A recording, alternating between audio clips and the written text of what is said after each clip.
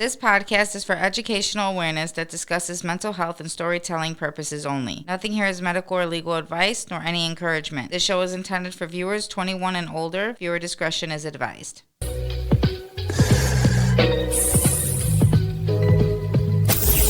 Podcast Diffusion. Hey guys, what's up? It is episode 4. I made it. I'm glad to see you guys here. If any of you guys are watching, if not, I'm excited for you guys to see later. I'm getting kind of used to this now. I'm turning it in. I'm chilling. There's not really anything to be nervous about anymore. We're just kicking it. And before we get started, I just wanted to shout out to my brother-in-law, Bug. Will. His Instagram is 217 Pythons. You can find him anywhere. He's actually inspired me a lot to stay calm and just chill, and that like we're just talking. So like there's nothing to be worked over or, crazy nervous about. But today I am very honored to have a guest with me. Her name is China. She is a new friend of mine and we have clicked. You ever meet somebody and you just automatically click and know that the vibes are on and we're cool and you ain't got to really worry about each other. Well, that's her to me. Like I met her and I automatically knew like I was home. But here she is, and yeah, this is China. Liz, what's up? Who are ya? Gotta talk in the mic, honey. Got pull it towards your mouth. Talk into it like like you about to do the business. Yeah, no, you talk into it. Yes, I'm China. Today I'm a social worker and case manager. I work with at-risk youth and a variety of populations, and that's what's going on today. Prior to this, I was a career felon. But as of your past, we'll get into that, but you saying you work, so what is it that you do on the daily though? I work for Catholic Charities. I work for 4 therapists. I do case management. I help people with apartments, jobs. My biggest clientele is at-risk youth. That's my passion because I was now. I got off the porch at 13, so I know what it is to make those wrong turns. Okay, and what made you jump off the porch so young? The world blew up. My dad was killed when I was 11. 11 months later, my mom was killed, and it's just the whole world blew up. Nobody teaches you about grief. And in the 70s and 80s, like, I'm probably a dinosaur now, but like back then, nobody even talked about grief. Like letting it go, how to deal with it. It didn't exist. There was no such thing as trauma unless you had an axe on the top of your head. Yeah, no, my grandma used to tell me all that. She used to be like, what's anxiety? What's depression? We didn't have that. shit. Like, you're okay. And I'd be like, no, I'm not. Like, there's seriously something wrong. And you'll be fine, and Yeah, but I mean, they all had the same things. There just were no words for it. And then you got to think about most of our parents come from an era of what happens in my house stays in my motherfucking house. yeah. Don't talk about what transpired in here. Right. That was a cardinal sin. But they can get on the phone and tell all your business. Oh yeah. Oh yeah. No. And they'll make sure you hear it 3 floors through, so they know Yeah. that you know that Yeah, they're. that Before we get any further in the conversation, I know the flyer said that we were going to have November on the show. She will make one of the episodes. Hopefully next week we'll get her in here back with China. She life be lifing for all of us. So unfortunately she couldn't make it this episode, but next time it'll be totally. We'll introduce her and we'll talk more or less about the hustle and stuff like that and get a little bit more funnier when it comes to money. But other than that, back to China. So do you have any kids? Like, I have 4. I had my first kid when I was 15, and she's 40 now, and that's my best friend. Like, I don't know, she's always been like my biggest cheerleader. My second daughter, I had her as an adult, Danella, and she's like I don't know where that baby come from because she is everything I'm not. She's one of those. She used to tell me she's gonna be president when she's a little girl. She's gonna paint the White House pink, and I was like, you can do whatever the fuck you want to do. You can. And my youngest daughter, she just had a birthday. She's going through a little rock and roll right now, but she's gonna be all right. I pray for her because I know she's part of me. So whatever turbulence she's searching through right now, the turbulence better get ready because Nutty running off him. Oh, that's the way to stay Yeah, going. So it but the takes. love of my life is the boy. Now he's a pain in the ass, but I have a 19-year-old son, and that's actually when my life changed when I was getting ready to give birth. Why? What made you like? What do you mean? Well, being pregnant with him, I had the decision to make. Like, is my sister gonna have to raise another one of my kids? Mm. And I was the tube lady. Shoot, I would have a whole football team if it wasn't for abortions. So like certain times of the year, I have to say, "God bless the dead" and R.I.P. to those babies that didn't make it. Oh yeah, no, no. And Yeah, yeah, yeah. yeah, but I had to make that decision. Like, are you gonna be a mother? Or are you gonna pass this kid as another football pass? Like, no. So I made a conscious decision to change my life and do something different. And you But my actually. sister was right there ready, like, I came to get the boy. I'm like, no, I got it. And when I got myself together, she gave me my baby girl back. And so, like, life started lifing. And you still talk to your sister? Yeah. Was that her on the phone before, or Yeah, was it? that's Weena Bigna. That's Oh, that Weena. okay. Oh, we argue like hell. Oh, I could see. I could see. Why? Was she lives in Atlanta? No, she actually stays in Minnesota by my girls. But my sister is one of those people I admire because this little wench can just jump up and get in her car. And she gets in her challenger. You don't know where the fuck she gonna stop at. One day she calls me and she's like, "I'm going to." Woo! Oh, we lost the week. Yep, we lost the weed. She Be right calls me. back. One day she calls me and she's like, "I'm going to North Carolina." I'm like, "Okay." Next thing I know, I live in North Carolina. Like I've never just jumped up and jumped the state to state. Like I've been on road trips, you know, especially in my criminal life. I went everywhere. Mhm. But that was to steal and come home. She goes makes new homes. She's went to I think they call it Durham, North Carolina.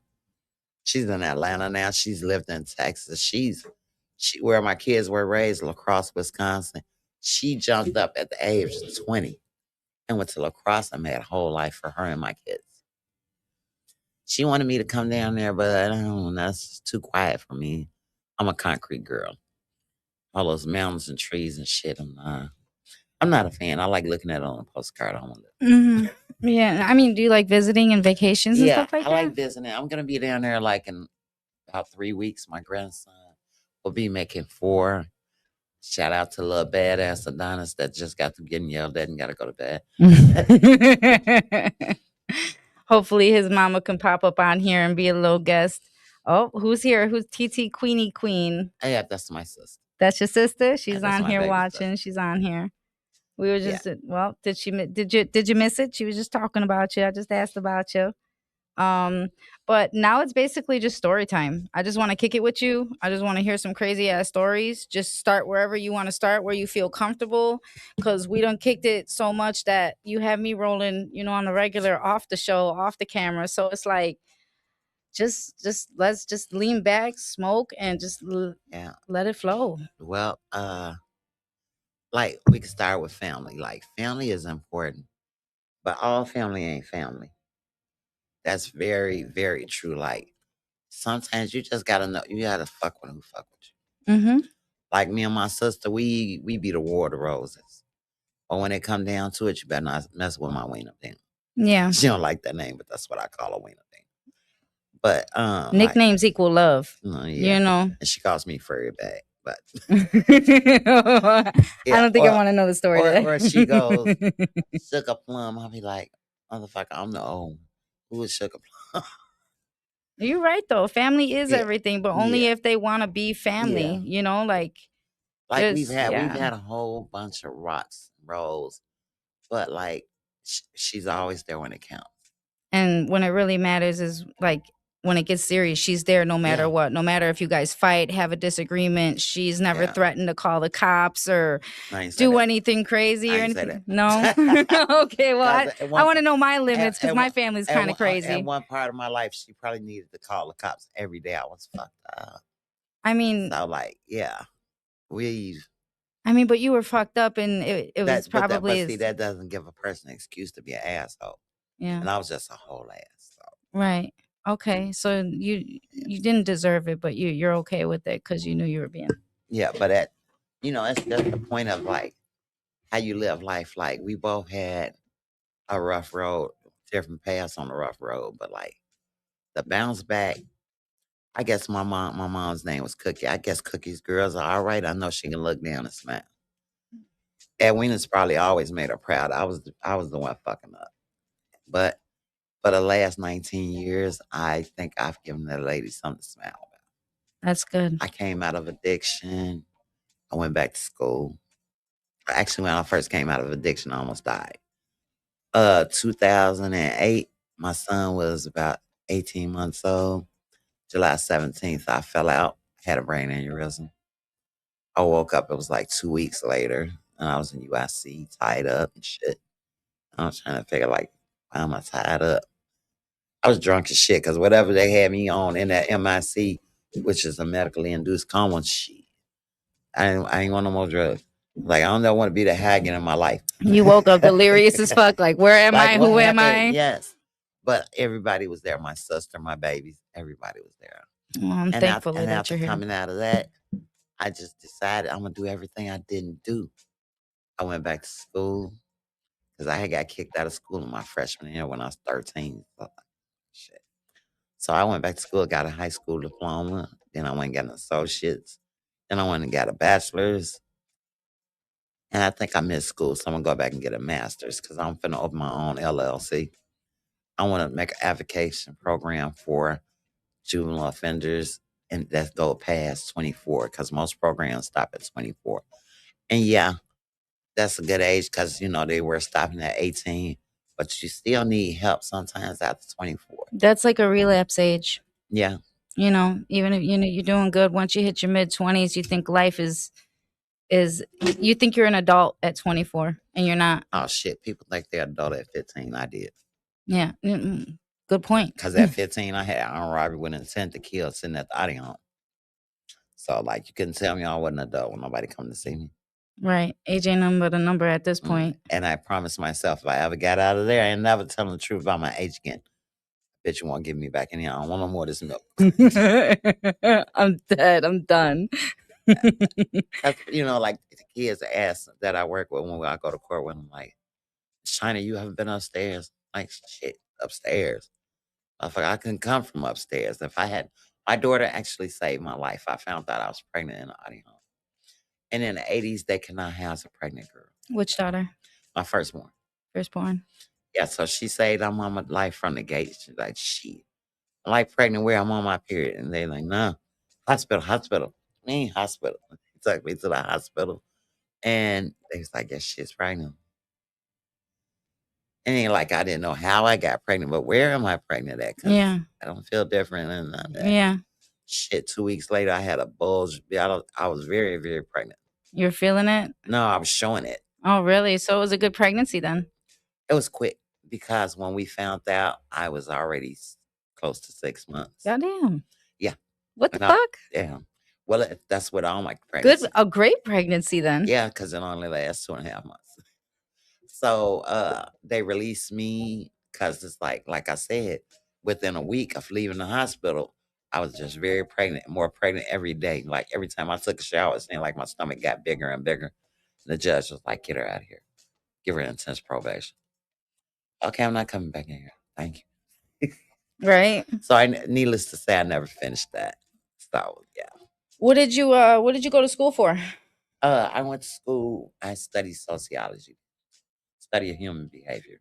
No shit. I wanted to know why was I fucked up and other people. That's actually, I mean, all right. So have you like shit trying to pass the blunt? What's it called? Have you what did I ask you? What did I study? Oh yeah. What did you study? Oh, with the sociology and the human brain and being fucked up and all that.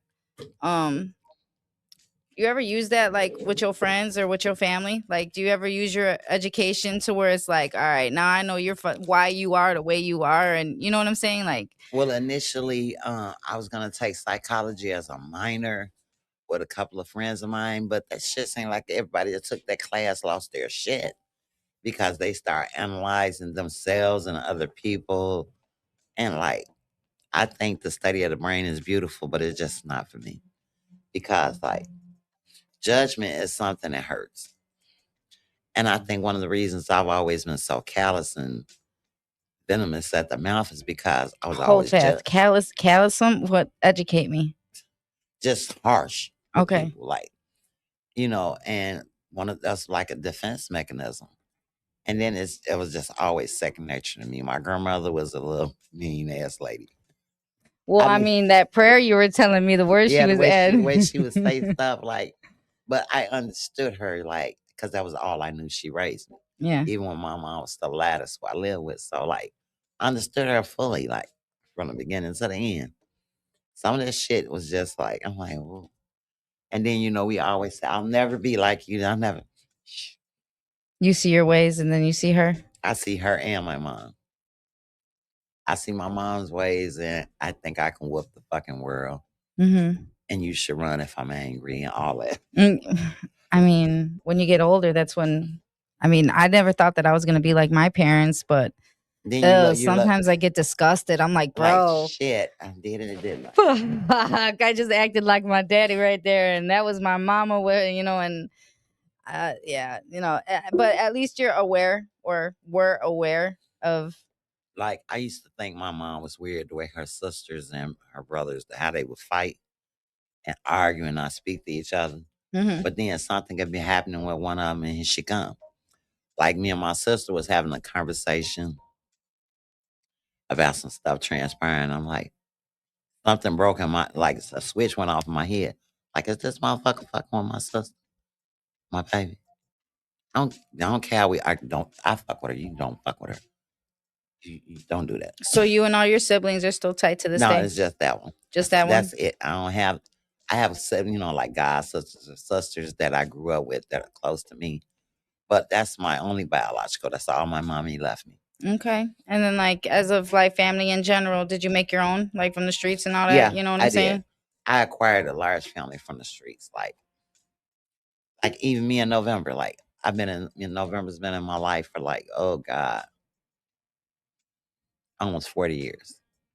Her dad was like my big brother in the street. He was like my guardian 40 angel. years. You guys still look amazing. I wouldn't even know. I met her dad when I was going through a real bad domestic violence relationship with my first daughter's dad. And Butch was just one of those people, like he was like my knight in shining armor. Crazy than a motherfucker, but that was my big brother. So that protective persona he had, like I don't care what's going on. And a lot of times I was wrong, he'd be leaving. Well, shout out to him. Shout out to him for giving you that warmly like Yeah, family feeling, yeah. supporting you in hard days and stuff like that.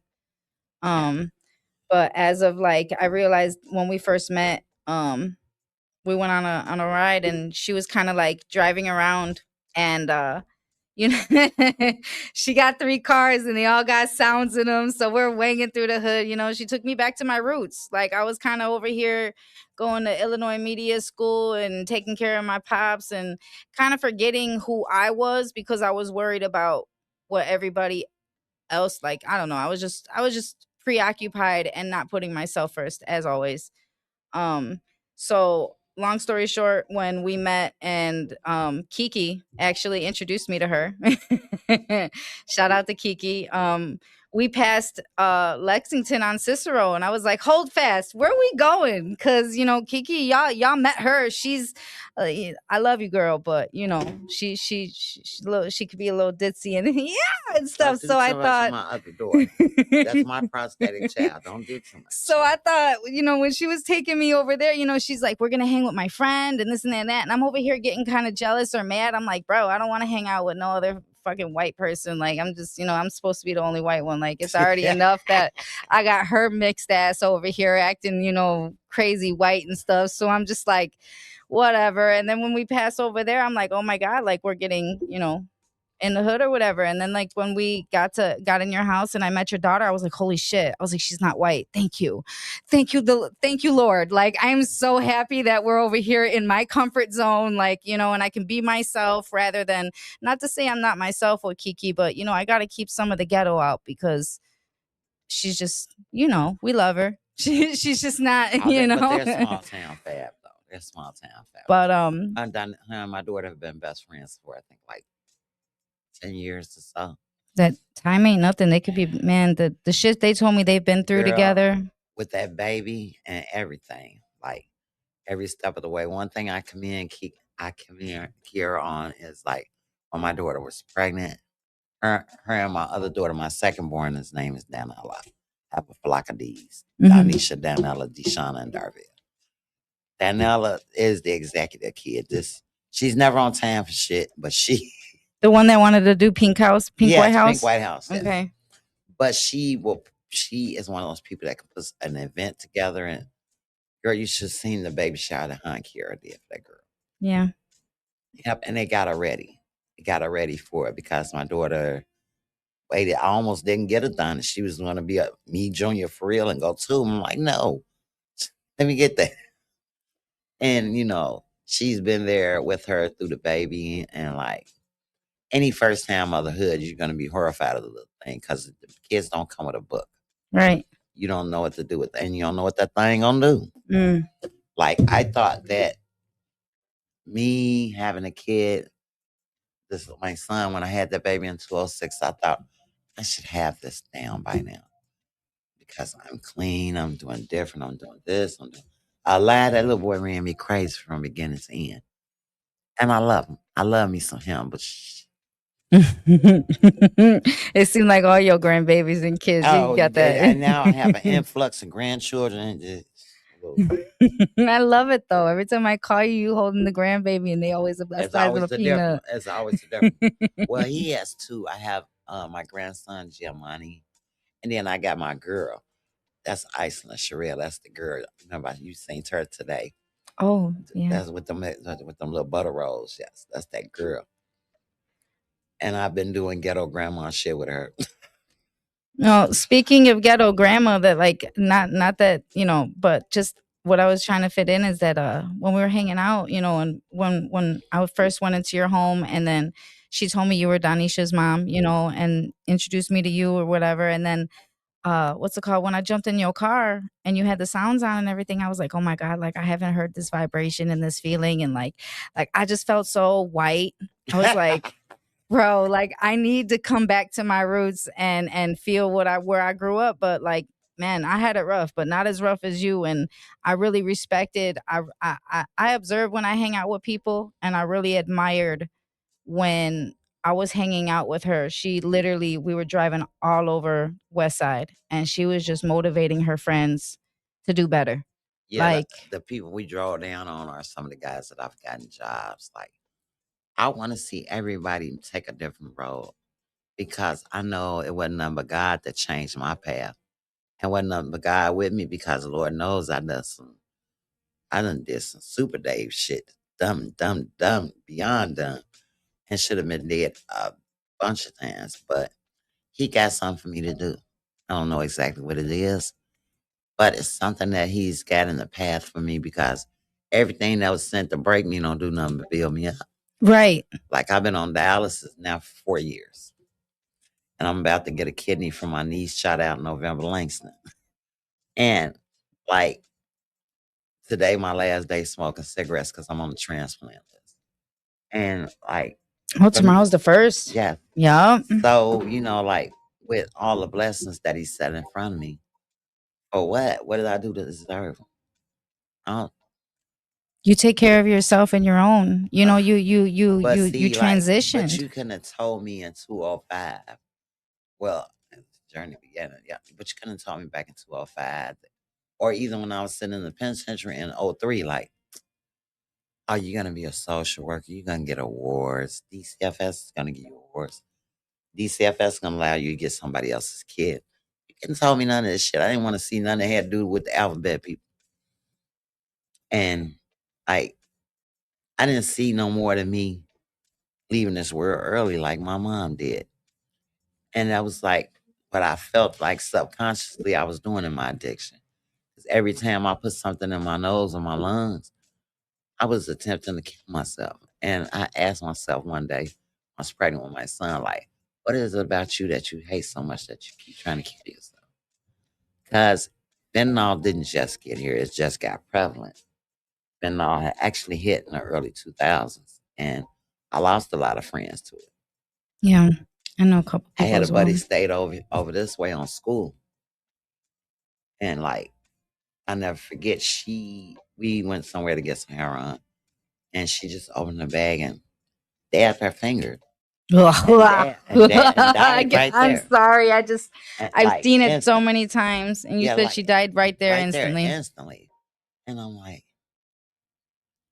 and the person that drove us to get the dope picked up the shit that killed her and took it. I'm like, the fuck? Wait, he did it too? Yes, and did shit happen to him. I mean, she ain't do it right on. But see, that's Telling addict you, thinking. it is. It's an addict thing. Like that's all due respect, like I respect people who's been through these trials and tribulations and addictions, look at me and her be kicking it. You know what I'm saying? Like I don't judge nobody. We all struggle. We all have our demons. You know what I'm saying? But at the end of the day, it's like what she said. Is it really worth it? Like, are you chasing a high or are you trying to kill yourself? Like, Well, basically, now everything that they're doing, even with the so called party drugs, X pills or what have you, everything got fentanyl on it. I love weed. They saying they spraying weed with fentanyl. What the fuck? yep. So now I gotta grow my own weed. What the hell? I am not a gardener. But no, I'm getting horticulture if I gotta grow my own shit. I'm dead as fuck. We got the grow tents. We'll be straight. Yeah. But yeah, no, I definitely feel you on that. That's why when people I don't smoke when if somebody were to approach me with, this blunt and say, Yeah, "Hey, you want to hit it?" no, what you because I wanna know what the fuck is it. Right. I want to roll it in front of me. Let me see, you know what I'm saying? Yeah. Or I really got to know you, or it better be bigger than this because I'll throw that shit out the window. What are we smoking? Paper? Like, you know what I'm saying? Like, I don't know. And that's another reason why I rocked with you because it was like, bro, besides just bringing me back to my roots, it's like when I fired up an Invincible, I expected her to get high, like high. And no, she smoked the whole fucking thing with me. So I was tripping. I was like, oh yeah, I'm gonna like her. She's definitely gonna be my homegirl. Cause Well, thank by the grace of God, I haven't smoked an invincible till I smoked that one with you in a year. really, That was my cigar. I broke your Invincible Yeah, celibacy. I started with the raps because it's less papers, less harsh. Yeah. As you can see, I already got a deep voice. I don't need no more. It's probably because of the smoke. Yeah. I'm expecting it too. I hear it sometimes, the raspiness, Yeah. because that's cigarettes though. But I've always had a raspy voice. I love my voice Yeah, no, there's nothing wrong with it at all. because my voice is like one of my commanding traits. Hmm. Say it, bitch, stop. I mean, stop. Like when you yell, people gonna Yeah. hear you and stop. And understand that I'm fully serious. It should have been maybe some like indicators, some little warning signs like, it's about I cannot. I cannot. my daughter, my oldest daughter, she knows me too well. She used to tell my youngest girl, because that's the one that always got in trouble, the baby girl. She's like, you don't see her legs shaking, Deshaun. Stop it. Have to get your ass whooped. Stop. So growing up, you like, all right. So when did you had children, you got sober, so but your sister helped with your kids. Did they have Yeah. it? Like, were you guys? Was it more of like a friend relationship growing up with your kids? Were you more of a parent? Like, what was the relationship in life like growing up with your kids and transitioning yourself into this person that you are today? Okay, well, it was rough prior to my sister getting my kids. My kids were all together with my first daughter's grandmother. But then she got too old, and my sister had got them, and she took them down to La Crosse, Wisconsin. And when she took them down to Hungerville, I appreciated that in the long run because that gave them more options. And then Chicago streets ain't no place for a little girl. Kids get swallowed up. I know I did. My sister had a couple of bumps and bruises, but she was blessed and got up out that jam. Mm-hmm. But yeah, she took them down there, and hey, even my oldest daughter went after she got to be an adult. So like, I mean, lacrosse has helped my family. Like, I don't want to live there, but I guess if I get nutty buddy when I get too old, or the dementia kicks in, my daughter's gonna snatch me down there probably. I wouldn't doubt it, but you're gonna be surrounded by love and Yeah, crazy girls, so I don't but think any like of that would it's, happen. I mean, I think they had a better childhood. They weren't like exposed to certain things. And then, Edwina come from the streets like I did. So she was giving them the real and getting on their nerves real bad. But I mean, it was better for them. She did for them what I couldn't do for them. Okay. She was there. So you didn't have any kids grow up in the streets with you? No, well, Donisha was, like I said, the firstborn because me and her dad were very criminally involved. She's seen a lot of stuff. So she's probably about. Like what? Shh. What was one of the worst things that you can think of this way that Danisha seen? Donisha seen, besides me and her dad having World War III and boxing matches.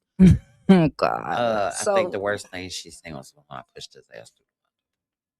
Were you a couple stories up, or was it? Yeah, we was in a storefront, and he hit me with a broom, and I pushed him through the window, and he wouldn't fall. So she witnessed a lot of domestic violence. Yeah, then she witnessed a lot of DV.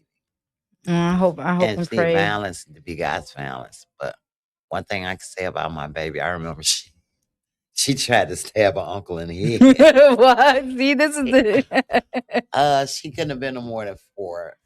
4. Yeah. Danisha. Her uncle Marcellus called me a crackhead. And she jumps off the table with a little parent knife at his like, I'm like, her grandmother calls me and she said, Donnie done tried to kill Marcellus. And I'm like in shock because Donisha and Marcellus, may he rest in peace, that was his baby. Mm-hmm. My brother-in-law, Donisha's dad was the baby, and he had two older brothers. They were twins, Maurice and Marcellus. May they both rest in peace. But Marcellus was in his addiction, but he didn't deal with cocaine. And so whatever he was saying, my daughter never wanted any, you can't talk about me. She would go off. I'll talk about my mom. Well, at least you have those memories to stick with, like to know that your kids love you no matter what. I'm glad that you made those decisions and let your sister take over and everything, because a lot of parents. I didn't let anything. Well, I mean, the fact that it was life shaped it that way because I wanted to come back and get them, and she said no, let her adopt. So we did because that was the only option I had, and so she raised them. But then, see, the thing about that is she sacrificed her youth. She had just made 21. We're 9 years apart. And she had just made 21. She got 2 fresh kids. I won. She didn't does she have kids of her own? Yes, she had a daughter, but her daughter was with a family. Okay. My niece Julia was beautiful. Okay. And she looked like me more than she looked like her mom. She looked just like her mom when she was born. A beautiful girl.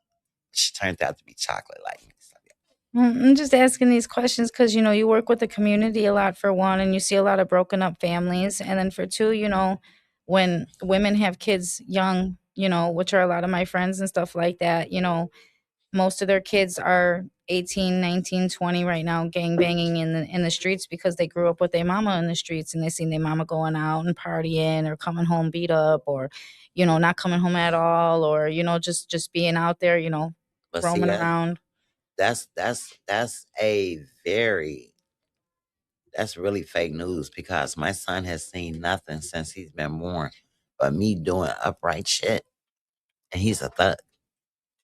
Really? I've been working in social service since 2014, since he was like 6. He's not only been to court with me for kids, even to the ID home, to juvenile detention to visit kids, group homes, all that. And he still turned out to be one of those niggas. Some people are just attracted to it. I mean, I think we're all predisposed to something. Oh yeah, most definitely. Like I said, You when I know, was and feeling a little bit white and you took me back, I was like, "Oh yeah, this is home." Like yeah, when you're in it for life. There's yeah. not really. But see, the good thing about like now, like, and I ain't gonna lie, I was in denial. Like, no, my kids, boy, not. He's stealing all the kids in the world. On the side of my house where I was standing at the end of the block on the opposite side. I never looked out to realize, like, behind my Tahoe, there's 6 kids and a couple of Altimas and shit. The fuck? And I'm like, who the fuck keep parking all these cars right here? Must just my son. Bitches done stole all the people's cars, put them on the side of my house, and he was staying with his dad at that time over in North Lawndale. But he's got all the stolen cars, and also they just come back at night, going a lot when I'm asleep, steal a car, ride off one of these stolen cars. I miss those days. I'm sorry. I think that's when you said like, I just miss it. There's just something inside of me that no matter how much I grow up, it's just still gonna be exciting to me. Yeah, well, I I don't know. mean, I don't and understand it. that's probably why like certain things that should have been traumatized and didn't traumatize me the way I was an adrenaline junkie. I like bullshit. Hmm. Like my oldest daughter father was the stick up man. I was in love with him because I wanted to go every time he went. Oh my god. The adrenaline of me taking something And you like driving and having and to yes, hurry up. Oh my and being the god. getaway Yes. driver, like Yes. somebody chasing us, not being out. And like And then him just being in love with you yeah, more and yeah, during the drive because I because got him up out that jam. And me looking, with that sense of stupid accomplishment. I saved you, bitch. if it I wasn't for me, If it this wasn't lick for me, wouldn't I work. saved you. And then like uh my guy tells me like Fuck. you should have been the police. I'm not he gets in my now. He got a Tahoe, I got a Tahoe. But when he gets in the truck with me, this motherfucker what the fuck is you holding that thing for? He's like, you know why? You turn on 3 wheels. I'm like, what? Well, he knew who was safe. He knew who was getting away. He knew the lick was gonna work out. Well, So one, if they coming, we're not going. And that's like a lot of the music. That's why I can kind of like relate to a lot of the music. Some of that shit is just a little weird, Mm. but certain things like G Herbo, I was in a high speed, was telling the story of my life every night. It's like 3 a.m. Y'all don't even know why we still outside because we trying to get high. That's why we still outside, and there is no more. And if we weren't trying to get high, we were We're trying to make find a money. lick. Yup, we were trying to make money, Yeah, and to this day, unfortunately, I still know people that are still in their late 30s, or early 40s, getting and older, and 50s they're still still doing the sitting at a same shit. table trying to figure out who they're going to rob next. And, Yeah, it's like generational wealth and, things just last to a certain extent depending on how you go about life. So, if you're in that age and you're still wondering on who the next person you're going to rob, like, that's pretty sad because when your knees go out or your hey, back hurts and you no, 65 and you no, didn't have no no. 401k or savings to the side, what the fuck you gonna do? Because I promise you, there was no retirement plan with hustling. And the only retirement plan, the early retirement, meant you was gonna do a bit. That's your vacation. You're going Yeah. to the joint. Mm-hmm. And like now, according to what I'm hearing, because by the grace of God, I haven't been locked up since 203. I ain't going back. I don't care.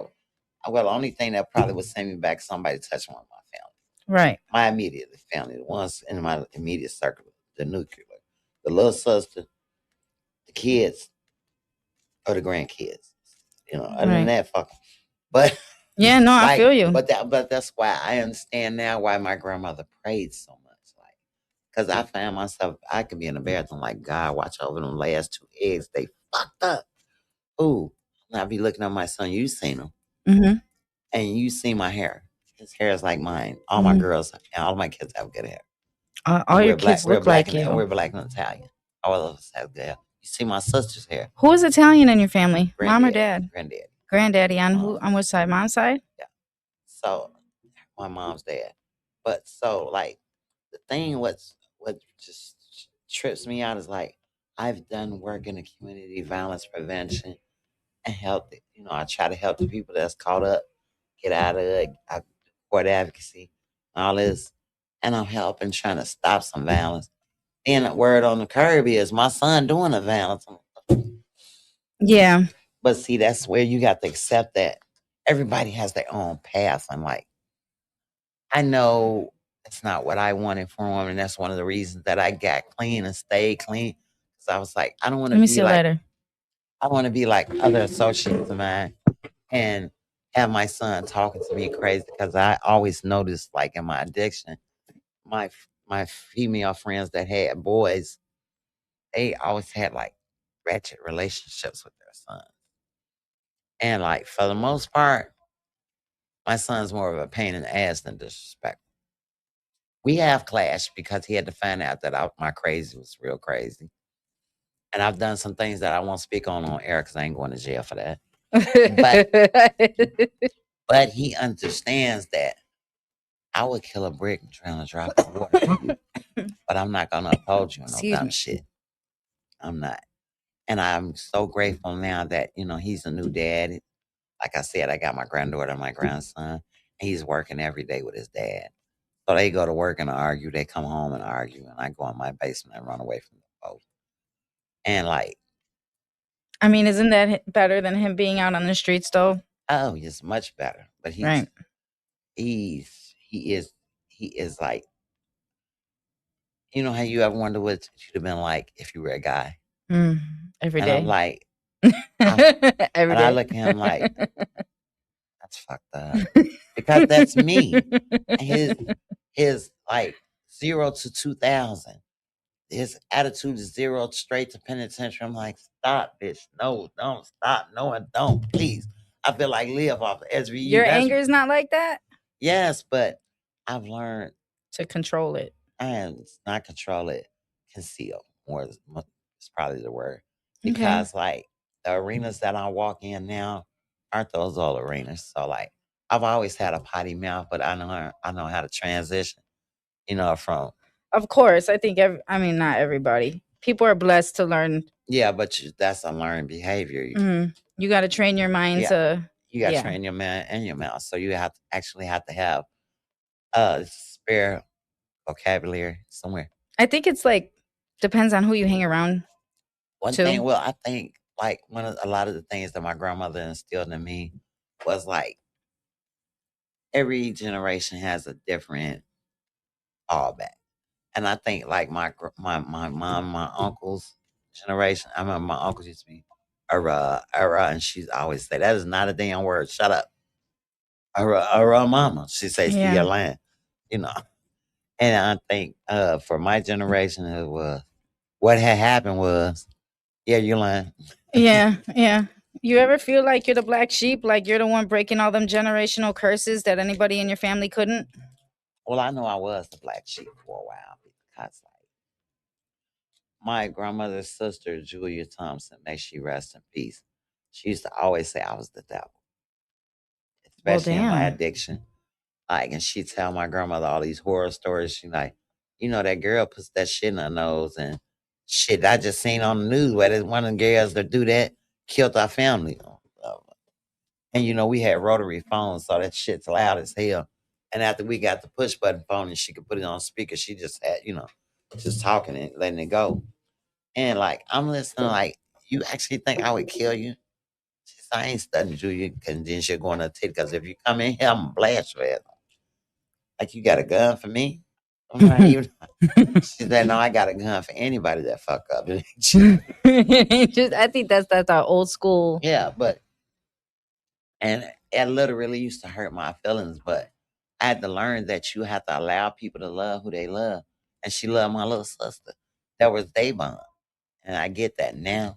But JT loved us from Edwina. And then that comes from Edwina being around her more. I was like, because, like I said, the age difference, so I wasn't around her. And by the time, she tried to probably correct me on something, rolling my eyes and I'm out the door, bitch. I got a car. Right. Yeah. Especially when you get a car, it's over Yeah. with. You're gone. Anytime nothing's going your way or I'm you outta don't here. want to hear nothing, you gone. I don't want to hear fuck you. Yeah. And I'm gone. Mm-hmm. And like, it was like I had another aunt. Her name was Georgetta. She died a few years ago from cancer. That was my mom's baby sister. She changed her name to Kima when she was somewhere like 20 or something. But my auntie was also in her addiction, and when she got herself together, she used to make me feel so small. Like you're this, you're that. I'd be Yo, like, you gonna talk about me? You was in the same spot I was in. so now that you mention that, my heart got a little heavy because I don't know what it is, but I've always tried to be nice even when I didn't want to be, or respectful Yeah. even when I didn't want to be. And I have this family. I have an aunt that she just one day it's like, oh, you had abortions and you're a whore and fuck you, and like her kids are nowhere near perfect. They're addicts. Yeah. And this to this day they are, and all I do is smoke bud. That's all I do now, and I take my little shrooms, and it's like the things she says, it's like I can ignore it because I ain't never give a fuck. But Shout, at the same time, shout out to Floss the Mac. He's a I ain't never Capricorn. I give a ain't never fuck. gave a fuck. Look Because, look up his social media. but that's when you realize that you've changed. Like, I ain't never gave a fuck about what nobody thought about But me. at the same Because time, I everybody, do. yes, I It do now. pierces, like Yes. it hurts Depending my on where, heart. depending on where it comes from. I mean, okay, see, so since she sister of my dad or whatever, and I grew up with her sons. They were my cousins, but because they took the routes in life that they chose, and the attitudes and everything, I decided to just everybody needs somebody to blame. In life, everybody needs a damn scapegoat. Because I mean, human nature is like men and women fear what they can't understand and they hate what they can't conquer. You know, I that's just wanted to I just want a family. It's just me and my pops. So I'm just like, why can't y'all just be loving? Like there's even Thanksgivings, like maybe 5-6 years ago, I've cooked, 6-7 course meals. And I told them, come on over and eat at the table, try to bring up them old family traditions and stuff like that to show them like, I mean, well, and like I said, respect and all that. And it's like, no matter what I do in life, like even this podcast, yo, one. she just doesn't like me. God does two things with tables. He sets them and he turns them. So like you gotta take into what that shit God gives hurts you. when it's family, Yeah, though. but that's what I say. If all family ain't family. Some family is what you comprise it of. Yeah. Like I only have so many pictures. I could probably say 10 pictures with me and all four of my kids together at one time. Everybody's grown now, especially with the boy in different states. But the thing about it is we try. If ain't nobody trying, ain't nothing gonna change. Right. And if nothing changes, everything stays the same. But you're not the same because you're changing. I don't know, man. Yeah, but it just be hurting too much, so I just just stay away from it because Yeah. it'd be bipolar as fuck. It'd be like, you're a whore, you're this. By the way, there's a coupon for $5 off at Mariano's. Like, bitch, what? But that's the mental illness. That's the mental illness in the generation before you. Fuck. See, and they ain't had no name for it. Like, you ever heard the terminology senile? Absolutely. I see now, yeah, but not the terminology. Well, you know the term senile. Yeah. Okay, now. I mean, it means crazy, right? No. Like Senile is the new senile is dementia. no. Everybody, because that's what you say when your grandmother or whatever got old, started forgetting stuff or acting a little off. Oh, that's what they called it. That's what they called it. Now it's dementia, Alzheimer's. Well, shit, I'm all the time forgetting some shit. But it was just different. When I was a kid, like my great grandmother was one of the first Black residents in Antioch, Illinois, and when I was, I think 11, 1982, she was on Mother's Day of 82. Two white boys broke in the house where she had been working for this family since she was 17. They came from down south and brought her all the way to Antioch, Illinois. And they broke in there and they beat her. They robbed the house. When police got there, she got one of them. She sitting on this little iron stool. I don't know where the hell she got the stool from. But I remember making her chase me around the kitchen, because they just do shit. So she'd follow me or chase me or whatever. She had a little ugly dog. I fuck with the dog. And it was funny because, like, Bird, shit, I didn't realize it, but, like, Bird was like 80 then, probably. Because my grandmother was like, well, I think my grandmother was born when her mom was like 12 or 13. So yeah, I'm like my grandma's like 70 and her mom's probably like 83. But she's chasing me around the table and shit. And you having a ball, ain't you? Yeah, well, I'm a kid. I'm enjoying normal mischievous kid shit at this point. Yeah. Like, and like she got hurt, and even though they broke in, I remember those people in Antioch trying to press charges on my grandmother about the robber. They got hurt. The guy that had, cause she hit him with that stool in his head, and he never got right. No shit. He ended up being in a nursing home. And I could hear, I heard my grandma fussing with her friends or whoever she would be talking to on the phone about what happened to her mom. And like we knew when we first got up there to the hospital that my great grandmother had gangrene on her legs, which you would never see that because she wore these long ass petticoats. What was And them- that? I heard of it, but I don't know what it is. it's like it's like infection in your legs, like where it's infected and Don't you can't It's a fungus. it's a fungus and it Oh, causes, Mr. Nutrition. Yeah, I forgot he's a Yeah, nutritionist. it's Thank the you, fungus that Panda. molds. Yeah, it inside of the molds and body, it yeah. causes amputation. No They shit. have to cut it off to Oh, that's what I heard it for like wars and shit like that when they Yeah. couldn't bathe or take care of when they couldn't, themselves. like, Yeah, when they had a okay, wound and they yeah. couldn't clean it. All right, I knew it turns sounded into familiar. a fungus and fungal infection. So like they cut both her legs off. No shit. And my grandma was like, I think they did that because that white boy not gonna get out of the hospital. I'm like, are you serious? I wouldn't be surprised. Honestly, I'd hate to say it, but with all the conspiracies and shit, the way race was and everything back in that day. That was the 80s, early 80s. Yeah.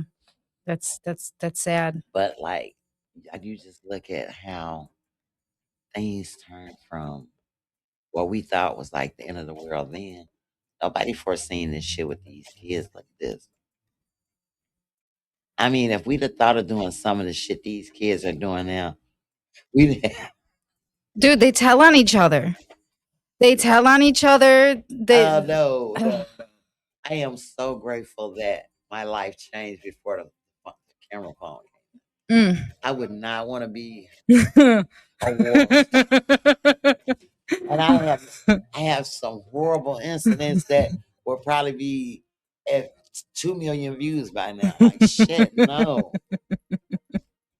So you done stuck people up, and you would have been the one like, hold on, TikTok, give me a second, running up, sticking. No, but like, shit. Yeah, no, I know what you mean, though. There's just some iconic moments to where it's like, but you know what? Those moments aren't meant to be recorded. And honestly, that's what I've realized about this generation, too, even though, I'm still in the younger stages or whatever. I went to a concert.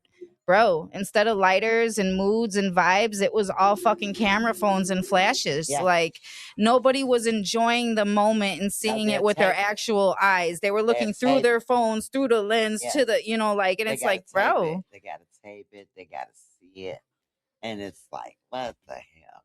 Yeah. And like, what is crime now? Everybody wants to make how you gonna do a crime and then record it. And then go record it. And then you're gonna make a music video emulating your crime. You stupid dog. You know what? And then their new thing is, these are props. And it's like, dude, we all know they are not fucking props. It's just stop playing with me. You know damn well that shit is not plastic. Like there's a couple streamers that actually go to a lot of the neighborhoods, all the gangbangers, especially. Like, sure, it looks cool. It is a good time. I've been right in the middle of it. I love being out west and all that shit. But at the same time, put the camera down, bro. Like, I can't. So I'll be across the street watching because you got like fucked up. Yeah, but like, I got a couple of friends that do that. My nephew, Justin Connor on Instagram. He does videography for groups and stuff, and he does music videos. Like some of the stuff he used to come home and tell me, I'm like, so what was worse, making a video or working UPS? What did you do today? Yeah, right. And he'll come like, I shot that video down. I'm not doing that shit. I'm like, what you mean? Because I went over there. And speaking of Instagrams and stuff, I did mention I mentioned my god brother earlier. I mean my god brother, my brother-in-law. Sorry, ill, not my god brother, my brother-in-law. His thing is 217 pythons. Like I said, he's the one who's gotten me more comfortable behind the scenes. Shout out to him. He works with like reptiles and snakes and stuff, and actually it's pretty fucking cool. Got me wanting to buy a snake. And then Miss China here, we got China onto the well, no, China on the next level. Is her on Instagram. You guys want to go follow China. You know, she's a very supportive person. She's a very laid back person. She's very humble. There's nothing you can't tell her that she won't understand. There's actually a couple of moments where like if I were to tell her like if I were to tell anybody else the stories that I've done been through, it's like they probably would have brushed me off like yeah, whatever, or not even heard me out or anything. And she actually responds and listens, and she's just very sincere. And like I said, when I first met her, we were just driving around the neighborhood and she was just trying to get everybody to do better and do good. And that's what I admired about her is, you know, having such a rough past and especially with substances and not being ashamed to tell it like bro. And she told when you told me like bro, you know, I done did this and did that and da, da, da, da, and the way you were just open about it and had no shame, like I love it because a lot of like people are all that crap embarrassed. I went through. I mean, the degradation, the self humiliation, Right. and self inflicted pain because I inflicted more harm upon myself and my loved ones than anyone ever could. Right. I was fucked Talking up. to Mike, hun. I was just fucked up. I didn't want to face that. Hey, you need to do something different. Right. I couldn't see nothing different. The only thing I could see was that next lick. And then people think that like drugs is the whole problem. Drugs is not the whole problem. The problem starts up here with your thinking. When you think that this dumb shit you're doing is okay in the name of one more. And then the lifestyle choices. Like I was addicted to the lifestyle. I was addicted to chaos. I love bullshit. I I love felt that. I felt I it gave love you a rush. I used to it's on Kilmore and Roosevelt. Now it's Peoria Meats, right? Hmm. But they used to be People's Gas, and so there used to be cars lined up from Roosevelt all the way to 14th Street. Employees of the gas company that cars didn't fit in the lot. Girl, we still on cars, and I was so retired. I was still a people car. Go do what I wanted to do. I come put it back before they get off work. I can't stand you, and you would hotwire Yes, you know, like, crack the collar. That's why I always use the ice pick it. because usually But how you know when they got out of work though? because I shit. I thought I lived at the gas company in the doorway. I stood there. The people and they actually knew me. Like Don't forget to subscribe because there's much more stories where that come from. This is the shit that I want to hear from her because she had me rolling when we were chilling yeah, with the shit that she's been through. So, yeah, the guys, insanity please subscribe. insanity of it all. Like this shit was normal everyday shit. Like I mean, I look back and laugh now, but then sometimes I like even coming home from parties and stuff. Like we went out this weekend, me and my niece November, my best friend and my godson. I'm at the Blue Note. Where's the And blue at note the at? 17th of Roosevelt, maybe. Oh, And then, on the way back to the expressway, I was just looking how Maywood really ain't got no lights like the west side and the south side. right. Or even out here in Austin. Girl, I was like thinking, I remember getting out of Maybrook Square, getting released at like 1 o'clock in the morning, walking all the way to 19th and Roosevelt, hit some drugs. Then walking back from 19th and Roosevelt. And you still remember and carry that little bit of trauma in you from Yeah, those like moments, right? that wasn't trauma, that was insanity. Yeah, well, shit, I didn't I because didn't have enough sense to recognize I'm good, to recognize the trauma. That was like the drive of insanity that I've lost my mind. You can't you thought possibly it was normal. You was just trotting yes. along, getting your shit, going back home, Praying, chilling. praying somebody pull over to rob them, praying that like who can I take something from? And see that's where people get the game fucked up. They be like the drugs. Like drugs is 10% of the problem. You're thinking, Your your thinking process of process. thinking Yeah. has a lot to do with your actions. Like my brain process was severely damaged. Like You know how computers have what you call a CD-ROM that keeps shit. My hard drive was wet. It was not functional. Like How do you feel like so when the disc started flopping and skipping in the I hard was the drive? floppy disk Right, see? with no gigabytes. Besides the kids, how did that change, like what made that switch go off in your head? Like besides having your baby, like what made you say like, look, enough is enough, I want better?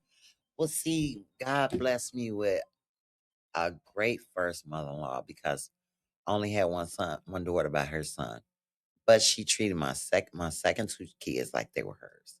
Like God I bless told you, her. they stayed. Yeah, R.I.P. L'Oreal. And this little short woman she was like the substitute mom because you remember I lost my mom as well. So somewhere like initially I didn't realize what I had at home. Like my grandma always loved me. I was her favorite. Because when other kids, I remember when I was little and she used to keep other kids in the kitchen. I'll be glad when they go home. Don't get on that baby shit. I know that Okay, now I know where you get your motherly instincts from that I sense from you, because it's like you not only have like your own kids, but you got kids out here in the streets too, yeah, and you do what they did for you. yeah, but like my grandmother wasn't my biological grandma. Right. That's what made her like looking back made her like this amazing motherfucking woman because she never had any kids. She raised my mom and my uncle. And then she raised me and my sister to the best of her ability. But by the time my sister came along, she's like 70 plus shit. She old as shit. And even when I had the girls in the 90s, she was in her 80s and still taking care of kids. And my kids kept her going. And so, like, it's about what you got to do in life. Like, I always knew that some way, somehow, I was going to come from up under that cloud. And I can remember certain things like I had a friend that used to play with taxes. And every year he's like, give me your social security number. We can get you a check. Mhm. Like, fuck you. One day I'm gonna get a job. Is they doing what, bitch? Not with you fucking with my social security number. One day I'm gonna use my own social security No, I felt that. like Everybody doing the PPP yeah, loans and well, them 20 sacks there and was all that not shit. there was none of that Mm. at this point. But people was learning how to do the earned income credit, all that shit. Mm, And phony bogus taxes, right. work from home shit. And I'm like, no, I'm gonna do that. I'm gonna do that. And my friend was like, so let me get this straight. You just robbed a dope spot, but you want to pull a tax check? Yeah, I'm Yeah. not doing that. Yeah. My 'Cause, record's already fucked yeah, up, but my credit ain't. nah, we didn't know nothing about no credit in the night. Who credit was go to hell and wait. 'Cause you ain't gonna get no money. You said go to hell and Go to wait. hell and wait. That was my credit manager's name. Like you gave me credit. Oh shit. Okay, go to hell and wait on it. 'Cause I ain't got enough for you. But yeah. But it Oh, was like certain things I just didn't want to do. Like I'm not gonna do that because something's gonna change. Like I was saying it, but I never wholeheartedly believed it. And then when God gave me a chance to change, like I said about having a great mother-in-law, Ariel gave me the space to be with my kids in my addiction. Like I had to be at her house on Friday, 'cause on Sunday, 'cause I gotta go comb their hair, wash their clothes, and shit like that. And I go comb all three of my kids' hair. My oldest daughter couldn't wait to tell me I will comb my own hair because she talked about how she put all the rubber bands. I was drunk as shit, so I'm probably brushing that scalp loose. And shit. I think all y'all mamas did that though. Y'all put the shit out of our hair for no Yeah, reason. shit. My kids all had thick hair, but like, and she gave me that space, and like for that one night or two nights or whatever, her door was always open to me. I could go lay down with my kids, watch TV with my kids. If I'm hungry, I can come eat. I can watch. I still had a home.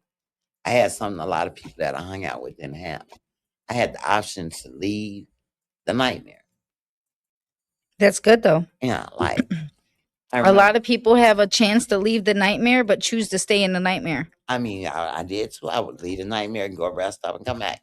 But I I'm, take a commercial break, commercial yeah, break.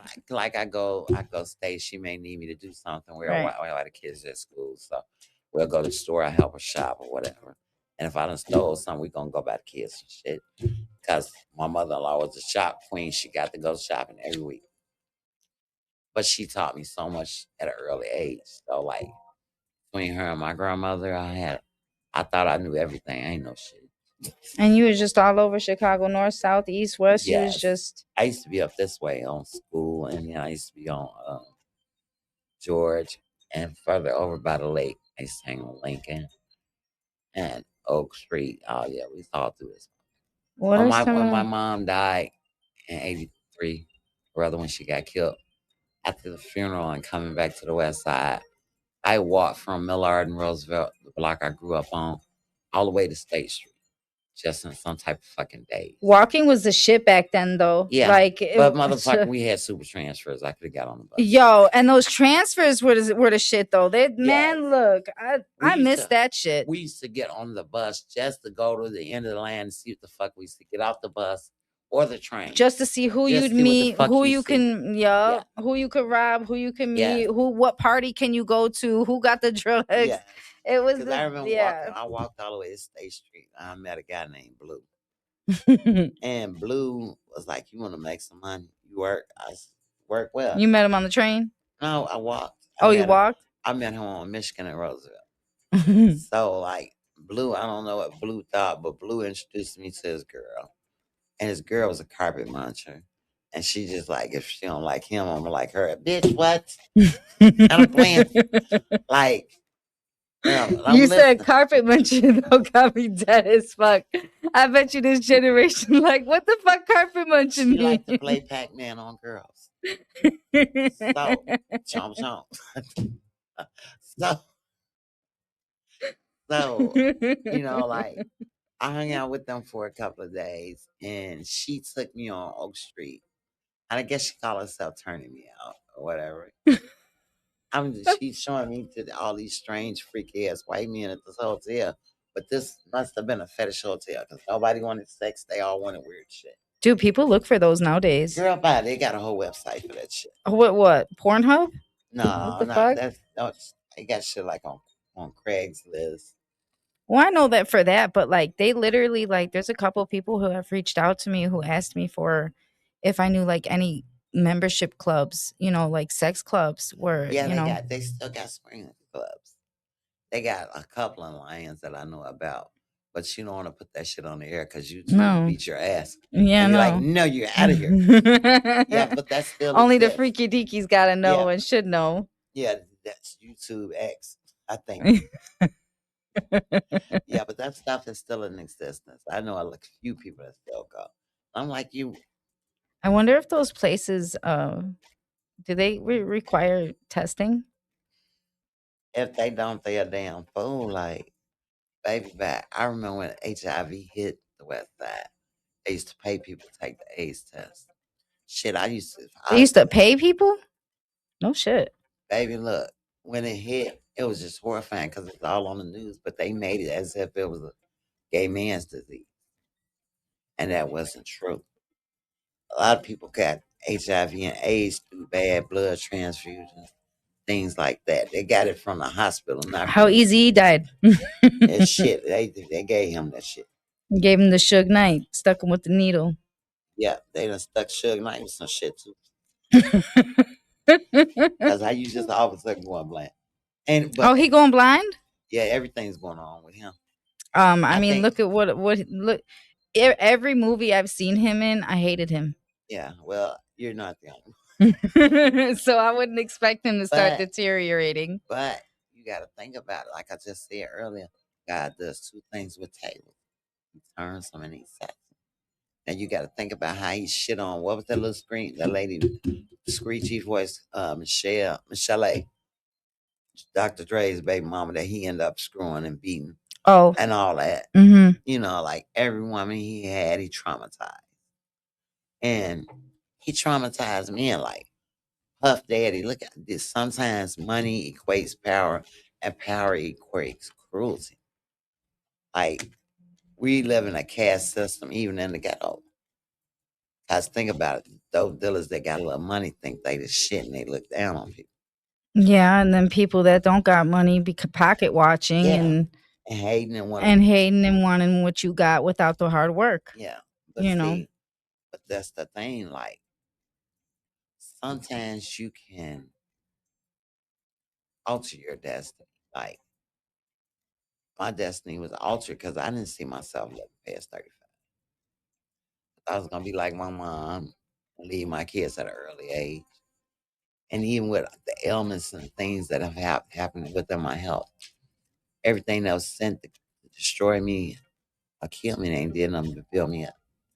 Amen to that thing, to the glory of God, Like, because there's so many things that I'm sure a lot of people can relate to, that is going through some shit, especially, drug wise or just mentally wise or anything in general, to think that it's going to break you at that moment and to yeah, get through the storm is such a learning lesson and a great feeling to know that you are made of that strength and that power to keep moving forward and not let it disrupt your whole life.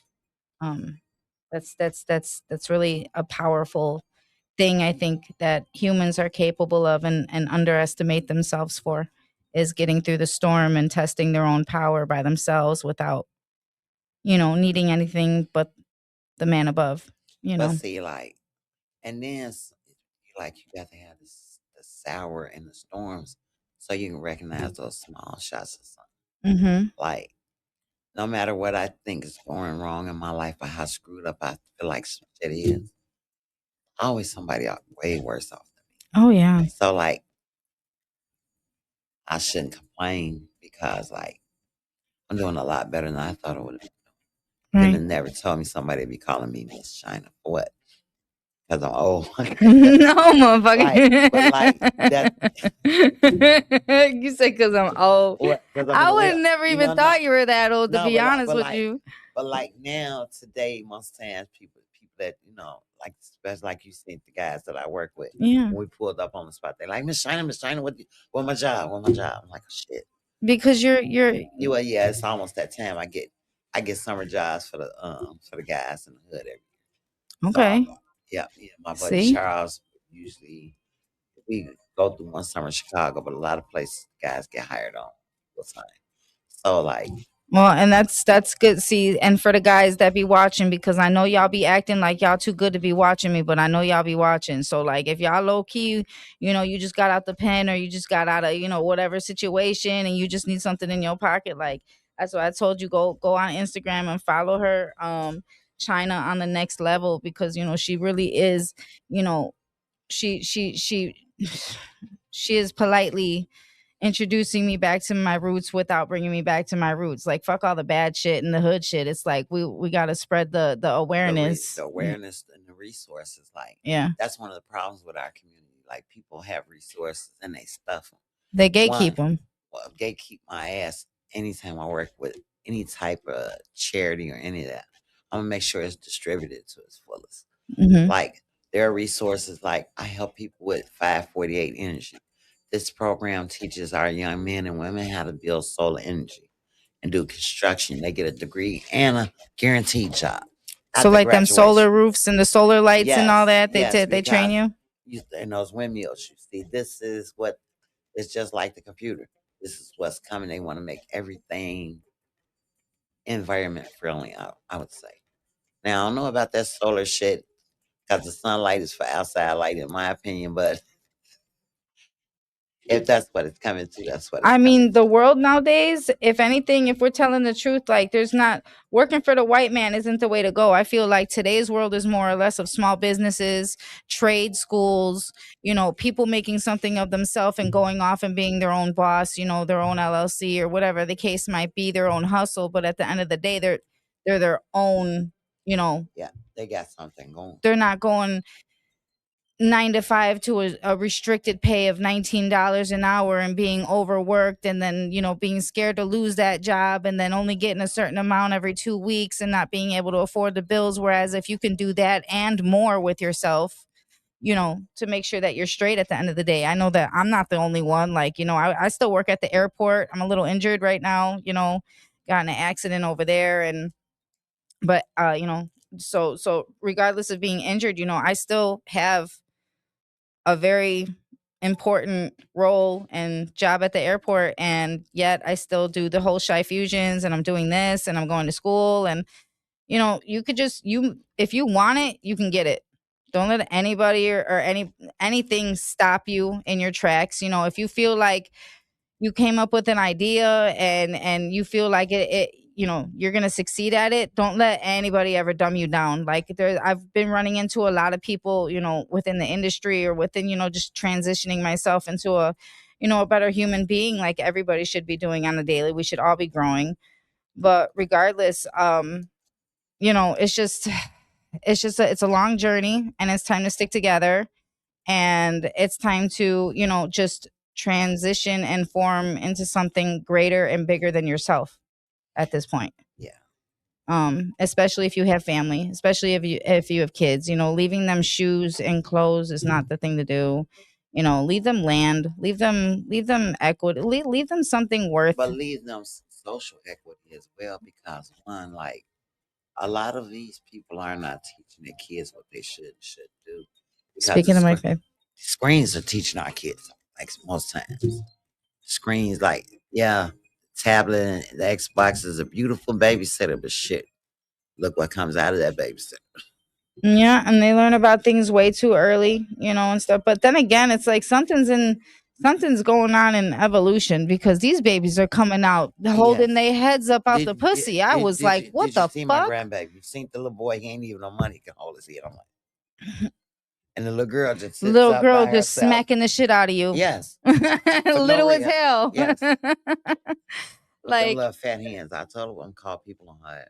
you know, I was a little girl. I was digging in mud until I was at least fucking 2. Yeah, You know what but I'm like saying? these Corona babies are brand new. Is that what it is? The coronavirus baby? Yeah, because everything after 20 is Corona baby.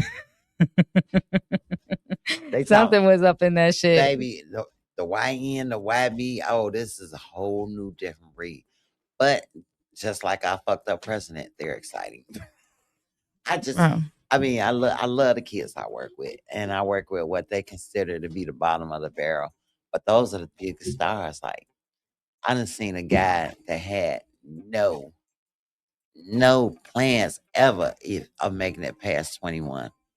Now he's in the army, dude, but on bottom of Rover. Shout out to Jalen Court. This little boy is staying in Miami doing his thing. He was bad as hell. He was horrible. He came from out south off the low end. And like he moved out west, and like I thought he was just, nervous because he was on a different side of town. When this little boy told me about everything he had been involved in, like shit, they gonna come from the south side to get your ass. You might want to go to the army. I was just joking. But he literally did it. And he Is probably a fine young man that's very disciplined and changed his whole life around, because the army will kick your motherfucking ass. Yeah, and I think like rather than send our kids, all them kids to jail, send their ass to the army. Let them get some discipline. I agree with that. Change, because change the path. Like, it's the kids getting shot that gets me. I hate Yeah. all these, if you're gonna do your business, handle your business, Chicago, whatever. At the end of the day, stop hitting women and kids. Where the fuck they getting them guns from? Yo, Because how is it? I've worked with kids who parents since home situation is so bad. There's nothing, not even a bag of oodles and noodles on their shelf, but you got a fucking 7.62 box of bullets and a gun. Like the hell? I've seen it before. I've Like- seen it. Have nothing, not even a couch in your home, but rocking these purple jeans and these fucking Miri, all this, Miri. Miri True jeans, religion, bro. all this shit. And you ain't even got a refrigerator. What happened? I seen a meme. It had me dying laughing. China. It said, rocking Dior, but ain't even got his own door type shit. Like, I was dead as fuck, because it's like, how you afford these, $1,000 jeans, but you ain't even got a pot to piss in. Yeah, I'd be wild. And be wildin'. But at the end of the day, we're gonna be back on here. Don't forget, I have a selected few. They have been selling out. I dropped 50 of them, and I only have 16 left. I have a select few sizes on the merch. Panda merch. I got t-shirts and sweatshirts because it's still a little chilly out there. I got black and white, but start repping, help, support your girl. And the good thing about them is they are actually front and back. So this is the back design is the panda. So, when you're walking around, people behind you, this is what they're going to see. And then for the front And those chocolate bars are everything. is the Follow, stay follow. trippy. Excuse me. Yes. Can I see the directions? What? Oh, Pay attention. The chocolate bar is everything. What was that in the look? Okay, so Oh my God. Shy Fusions makes chocolate that is basically microdosed. Well, not basically, that is microdosed. And yeah, that's actually the route why I'm kind of on here to spread awareness, because that's how I talked about in previous episodes about my microdosing journey and how it's helped other individuals.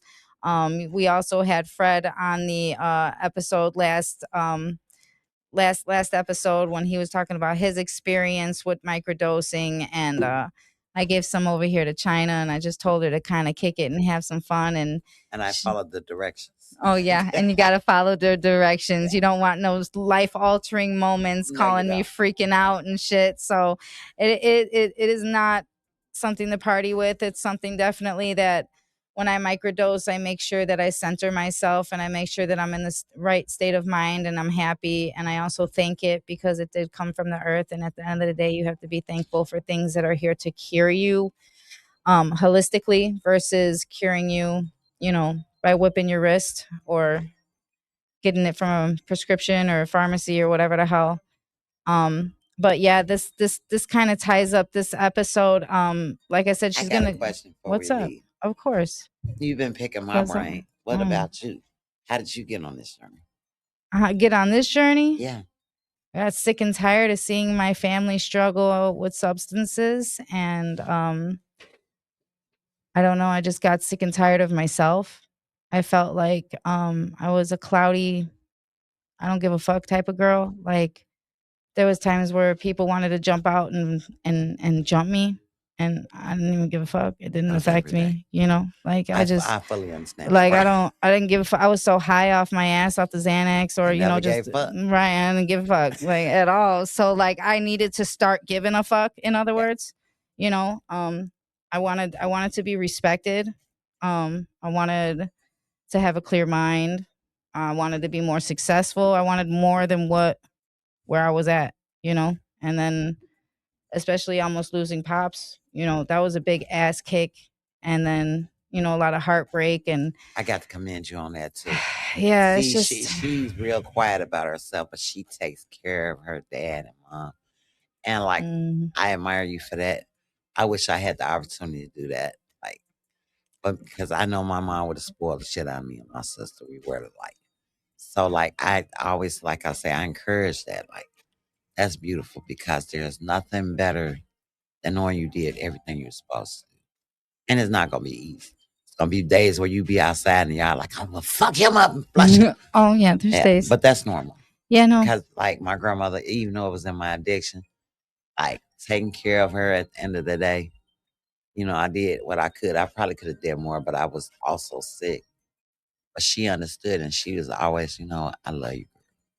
And sometimes, like, especially with our parents and older family members, it's not something that flies out of their mouth quickly, or I love you, or good job, or any of that.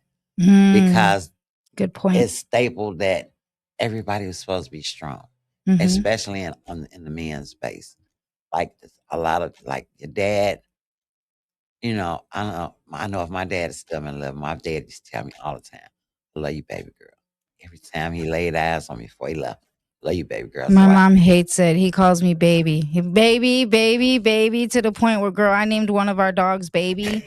Just so that way when he was like baby, I would ignore him and be like, oh, I thought you were calling the dog. You know what I'm saying? But at the end of the day, with almost losing him and like I was frustrated. He went through his own battles and stuff like that. And that's another thing that helped get me sober. And I couldn't practice what I wasn't I couldn't preach what I wasn't practicing. What do I look like telling him to get sober, and I'm over here still sipping on some lean, taking, Xanax bars, getting fucked up, nodding off, like what the fuck I look like? I can't, You can't do that. I'm one thing I hate is a liar, and I will never be one. So I either stay quiet, which is barely ever, or Yeah. just say what it is because I don't have no really a filter from here to here. Oh, Like it good. just kind of like, So, what about your relationship status? Where we at with ew, that? gross. Why are you interviewing me? Why not? I'm single and I have to build this house because in order to build a house, I need a house so I can make it into a home, you know. And that's my goal is to build a family and have a table that where I don't have to worry or second guess and it's all full of love no matter what we go through like you mentioned earlier. You know, we can call each other names, we can fight, we can scream, but when we really need each other, we're there. You know, I think that's really important for people to have. So yeah, relationship status is just single for now because it's scary out there as well. A lot of people just fuck with no condoms and just free for all and girl, I mean, I've never, I guess I got traumatized. I've been celibate for a couple of months now and it's because like I've seen look, I offered this guy some business, right? And as quick as he pulled it out, I was just like, it was like a magic show. Like it just came like it was just quicker than a half a second. And I was like, holy fuck, like I didn't have to like work for it. I didn't have to like really ask for it. It was just like there already in my like what the fuck? Like, Like I pass. I digress. yeah, no, I'm good. Like, next subject, put that thing away. Like, it's just disrespectful out there. Nobody values themselves. You know, don't get me wrong. I love me a hoe. I'm Everybody not gonna does. lie. I love me a hoe. You know, like, Me too. You heard what we was playing in Tahoe. I'm mm, looking for the hoes. Let I'm me stop. looking for Let me the stop. hoes. But I just look. I just look now. I just look Right. because like You shit, it's hoes are for dirty. yeah, exactly, and they not loyal. You dirty all the way around. I don't trust it. And So it goes back to that but when table. you found a good one, you hold on. Yo, and every time I think I found a good one, it's so disappointing because it's like they make it seem like I'm such a bad person for or the wrong person or a tough person or retarded or crazy or whatever just because they can't lie to me. Like, bro, I'm the coolest motherfucker ever. If you're gonna go out and fuck around and get your dick wet, go get your dick wet. But at the same time, do not bring no STIs, STDs, or children back home. You Yeah. know, and if I ask you, if I heard it out in the streets before I heard you, you know, heard it from you, or if something happened, you know, to where I'm questioning, you know, our loyalty, you better motherfucking tell me the truth because that shit right there will blow me out the motherfucking water and bring back the devil that nobody wants to see. Like, let me just be real with you. I contain her very well. You know, I am manageable, but that lying shit will set me the fuck off. And You hanging need up on me. you need to let go and let God fix. Because if you fix it, you are going to jail. You heard that, right? But it's the lying. I can't condone it. And I fully understand that, but on that note, you gotta let a hoe be a hoe. Of You gotta let course. people be who they are. Like we But can't don't change lie to me about it. I already know you a hoe. Why the fuck are you lying about being a hoe? because hoes lie. They lie down, they lie up, they lie. You know, like you, it's an old I saying. know. You take you why you take a hoe to the hotel? Go tell everybody. You know, Hey, you know like, what? I forgot about but that song. that's a part of being a hoe. You're right. You're And you right. They know, lie. the word hoe is you know it's inspired from the garden too. It sows the field, so it's gonna do That's hoe the shit. only hoe I got. I swear to God, I So had it's it gonna upstairs there's the other hoe day. shit. Like Mm-hmm. hoes lie, they steal, they just do hoe shit. You know, and then another thing is just being 36. I want a kid, You better even if hurry up. it's a sperm donor at this point, because y'all suck. Like, I'm gonna be real. Like, you think I'm difficult. All I'm looking for something is real. And I feel like it's just so hard to be authentic and real nowadays that it's just, I'm so tired. I don't want to be toxic. I don't want to be fighting at 7 a.m. I don't want your phone going off at 3 a.m. You know what I'm saying? Come home, be respectful. Like I said, it's just dirty and nasty. And I just want to move forward and build a family and a home and a table to where I ain't got to worry. So until that comes along, I guess I'm just going to stick to myself because you know, and then all the men that are like in their 40s and stuff that I would be interested. Oh, I'm too old for kids. I'll give you one, but you're kind of crazy, bro. What? I mean, even I got a homie that just got out the pen, and I tried to squeeze a baby out of him. I'm not gonna lie, I'm not gonna have no baby with you. You too crazy for me, bro. I'm not crazy. Just don't, just don't fuck me over. Like, why you gotta make that sound for? Like, I'm really not crazy. Because no one on planet Earth is sane. So See, until you acknowledge that you're just as nuts as the rest of us, you're behind. no, You are crazy. it's not that You I'm. are crazy. There is no one on planet Earth sane. Do you know where we live? Chicago. Have you seen the freaking president? Fuck. Exactly. I pay no mind. They sent the voter card the other day. I was like, yeah, no, not this year. Like, real shit. Like, I don't know. But I want to come back and pick your brain some more. Okay. And I'm so happy that you're sticking with this. Thank you. I've been watching your first episode. I was like, I know. she's fucking freaking out. Hit the blunt. I was screaming at the screen because I couldn't figure out how to get the fuck on and tell you, like, calm down. And I kept typing stuff to you like, you got this. Just breathe. You motivated me. I'm not gonna "Look, lie. After episode 2, I wanted to give up. I had a little mental break, I told you, and if yeah, somebody man, they don't matter, and those who matter don't matter. I don't matter. I know you're nuts. I'm nuts too. And you remember that other old saying, birds of a feather do what? flock together. Tenfold. Don't ever think that's not true, because when you hang around broke people, you be broke. You be broke. And DMF is highly contagious. Please be very aware. What the fuck is DMF? Dumb motherfucker. Now you're going with the abbreviations like this generation. Acronyms, I mean, that's basically all the kids understand is acronyms. I swear to God. Mean, I never thought there would be a day that a kid didn't know how to write and curse. Yo, I got a text from a 22-year-old the way he said the other day. He said, IJS STG or something, like Instagram. I'm just, but so I'm sitting there and I'm like, I'm not trying to be dumb because I know he gonna be like, what, you don't understand, but no, I don't. They don't realize how old I am compared to them, So I'm just saying, I swear to God, ISTG. I was like, bro, you couldn't just spell that out? No, but see, there's so many shortcuts they don't have to learn shit. And I'm like, fuck, making my nerves bad. I can't handle it. But then the sad part is, for me, is I picked right up on the shit. I'm like, what the fuck is wrong with me? Because this is... I don't know. Dude, now you're making me realize I am crazy. Because this shit all be all fucked up. But it's okay today. God know who you is. Oh, yeah, of course. And I know God got to be... But it's not a bad crazy. You got God. I know God going crazy just looking at this shit like... You know what's even crazier is, a lot of people, a lot of people that have fucked me over money-wise, emotionally, a lot of people that I moved with out of my heart, that was genuine with, that fucked me over. Girl, I got a text the other night. It was hilarious.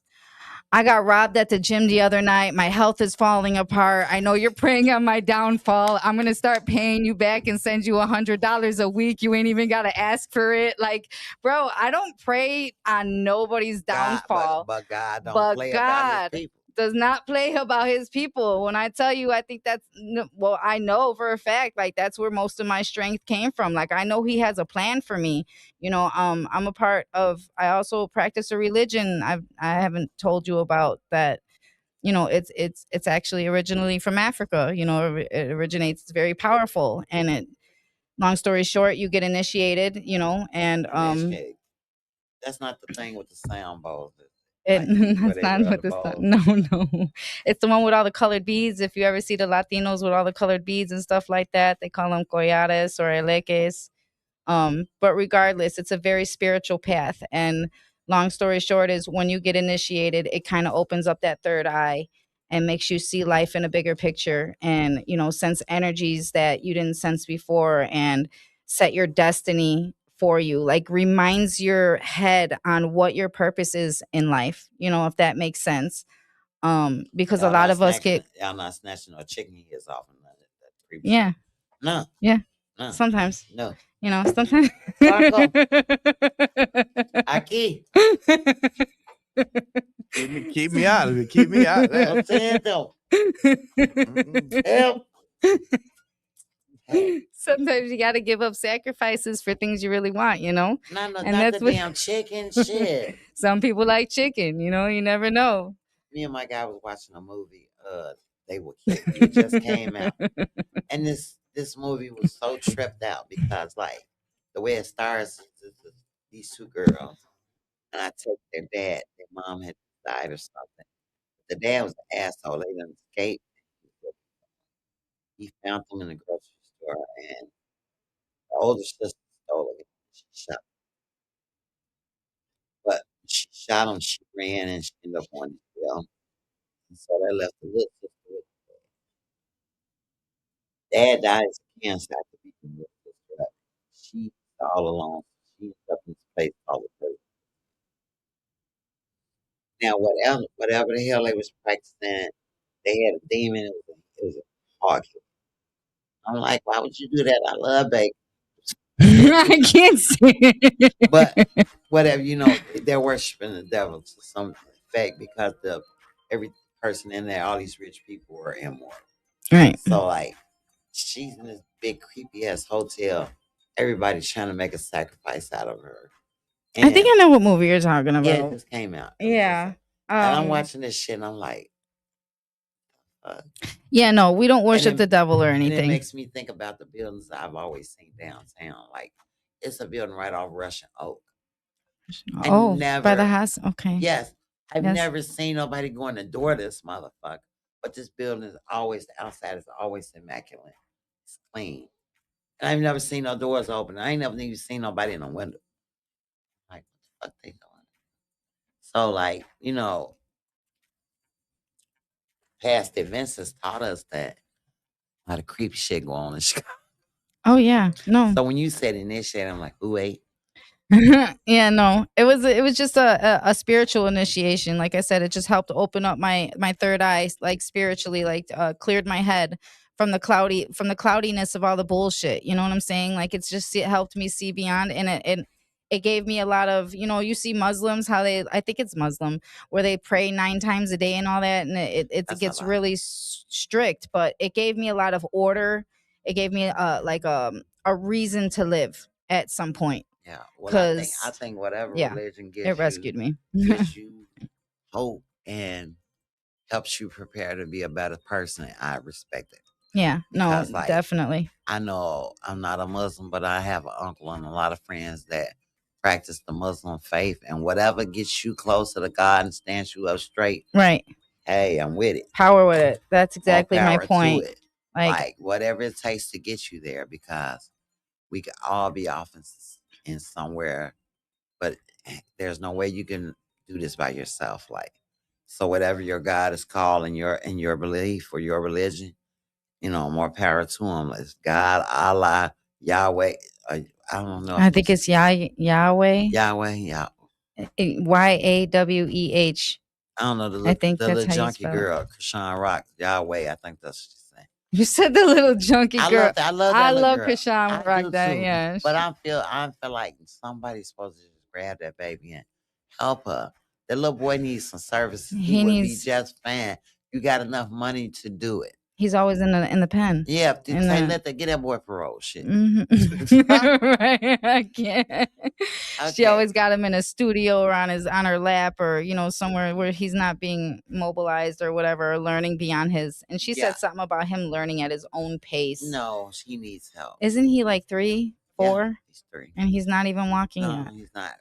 Well, but see, that's probably that's a trauma right there for her because there's a separation anxiety. She's so scared that if she was put to him in service, that somebody would exploit him or whatever. Mhm. Or even maybe the weird ass baby daddy Blueface type. I mean, if he don't give a fuck, I don't see why. I don't know. She portrays a boxer, a church girl, a crazy girl, a hoe. Like, it's just she's all over the place. And if you're a mother, I feel like your kids come first. Yeah, but she's still a kid, and you got to think about How old is she? She just made, I think, 24 or something. Oh, She's shit. still a dumb kid because she's living through what we talked about the screen. That's where life at is likes and views. The fuck. Yeah. No, I mean, even I think yeah, I think if somebody told her she would get more likes to take Junior to services, she would do she it. would do it. That's actually a really good point. Yeah, that is a good point because, and I'm meeting a lot of people on TikTok everywhere, and that's because you go live for a certain amount of time and they pay you. So people literally just keep their phones on and just keep it on record for a couple hours, and there goes a couple of bucks. No, thank Like you. everybody's just doing anything for the dollar on social media. Social media took over the world. Like I said, nobody enjoys concerts anymore. Everything got to be recorded. It's just ridiculous. And I really just want to tie this up and just say thank you. Don't forget about the merch. Don't forget to follow and subscribe. Don't forget to follow China on the next level. Don't forget to follow 217 Pythons. Um, this was a very big, huge episode for me because this is right here living proof that you can turn your life around. You can go from breaking laws to building lives. You can go from being high to being sober. You can go from wanting bad and not believing in yourself to being the most powerful individual that you're meant to be. Change is good, change is possible. It's all up here. It's all who you surround yourself by. It's making sure that you surround yourself by people that want to see you do good and be, higher. God bless the people who see the potential in you before you see it in yourself, because that right there is a blessing. That right there is God placing those people in your life for a reason. So like, more people I'd like to give flowers to. I would love we God, you seen the potential in me. Shout out to Money Team. I don't know what I'd do without him. There would be no Shy Fusions without him. Shout out to 108 coming back out.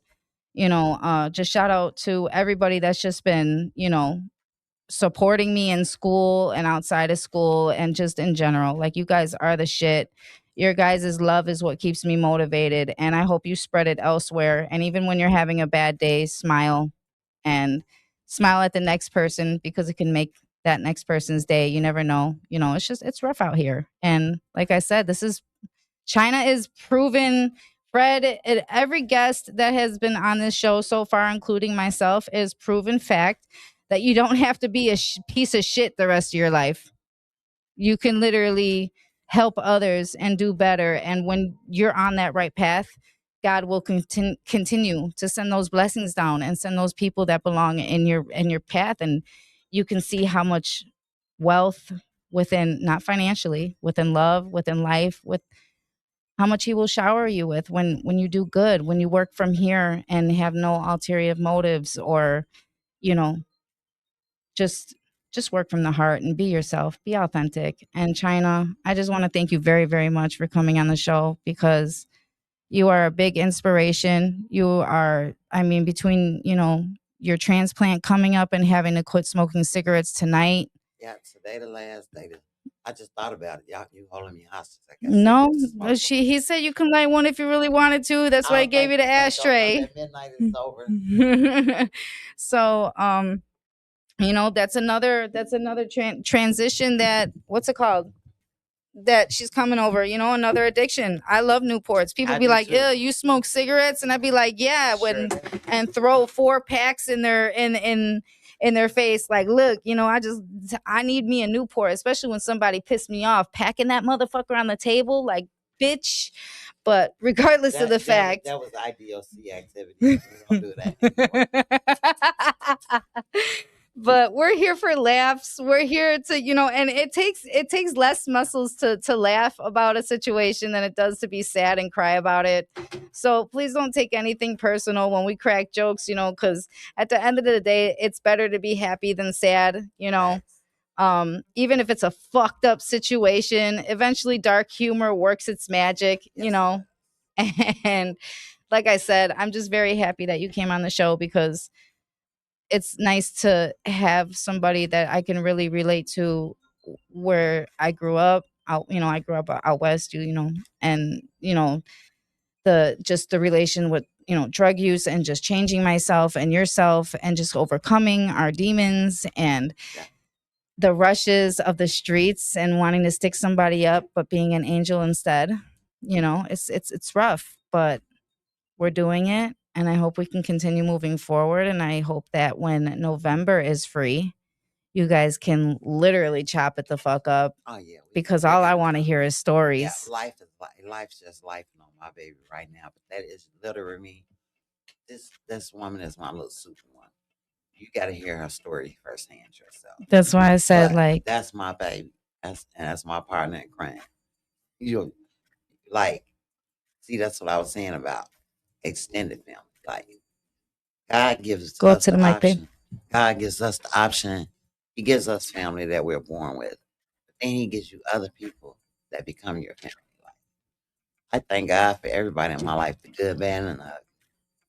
Because everybody is a lesson or either a blessing. Shit. If God be done showed you who some people is, you're like, nah, let me go look at that again. Then I just show you this person was fucked up. Like, okay, I got it after the fifth time. Yeah. But then you got those people that just never go nowhere. Like, and she one of them people. I mean, I'm blessed to have people like, uh, at my age, my best friend, her name is Sharon Liggins. We've been best friends since I was fucking 15. My kid. My other best friend, her name is Samantha Johnson. Best friends from the madness to now. And we always have old lady arguments. Shit. Like, I never see myself being who I am today. Mm-hmm. And that's why, like, no matter what you're doing in life, it can change. It can. It It can can. change because the one person that can change is you. Yeah. And you're very lucky to have those individuals around, and that's what I'm trying to do. I'm not looking, but I hope to, find me a table to where, when the holidays come around, we're all And for that eating. auntie that give you the flux, get you another auntie. I did. You. Yeah, okay, there you go. But she better not fuck up the holidays. Yeah, Ozzy. no, I don't let Because her fuck like up shit no God more. put people in your life. I got one sister that my mama gave. But I got extended sisters. Shout out to Sharon Davis. That's my K Town sister. Then I got Dee Dee Hill. But my sister that I got when I was 9 years old when I first came to the West Side. Her name is Wanaki Burnett. Kitty. I love Kitty. Kitty older than me. And Kitty always had like a maternal bond on me. Like when we was doing dirt, she never let me hang out with her. So me and her sister had the same name, Sean. We did our dirt together. And then when they see us after we done did the dirt or hit the lick, they be like, "What y'all been doing? Don't worry about it." But that was her trying to protect me in her own way. Yeah. But not realizing I had already stepped in the fire. Matter of fact, we should have an episode about that. Stepping in Oh the yeah. damn fire. We go ahead. That's what the whole next episode is gonna be about. It's gonna be story time, stepping in the fire, how it got hot, how we cooled off. How we got hot, how we cooled off, how I got shot. Hell yeah. Right.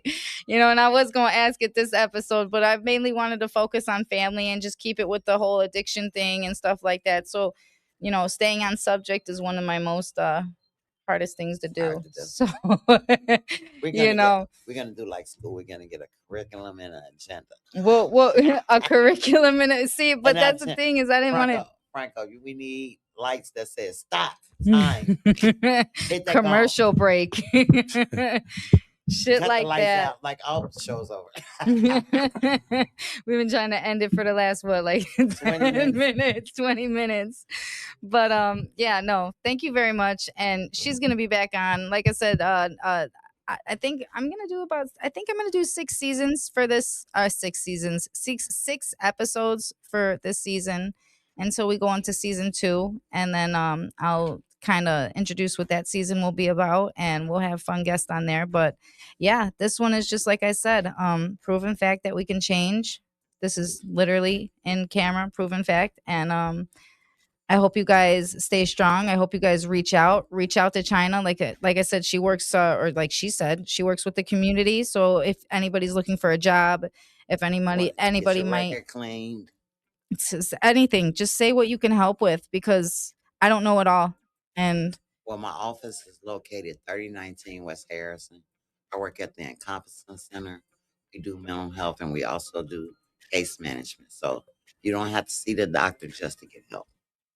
And I think that's what I applied for, right? Was Yeah. so Yeah. even I did it. I applied for what A counselor a counselor. for mental health. Oh, I mean, sometimes you just got to reach out. It's free for anybody in North Lawndale, South Lawndale, and East and West Garfield Park in the Lower Loop. Okay, all right. We're coming to Austin to my community next year. Well, no, actually this year, the middle of 26. You should be in Austin as well. Because a lot of people don't know if you don't keep it right up here, everything out there is going to go wrong too. Yep, and it's easy to slip a disc, baby. Words of my mother, because you're looking at them. Oh, sis. Because my lights still go out. Right, every so often they glitch and shit. They're glitches. So that being said, if you guys need help, what mainly attracted me was I'd be lazy and depressed sometimes. I don't want to go nowhere, especially for some counselor. So you can do it on the phone. You can do it on the phone. So as soon as she told me that, I was like, oh, bet. If somebody can just FaceTime me and I could just vent to them, that's all I need. Like, it's really that easy. And it's people that relate to you. You ain't going to get no white stuck up person that... No judgment.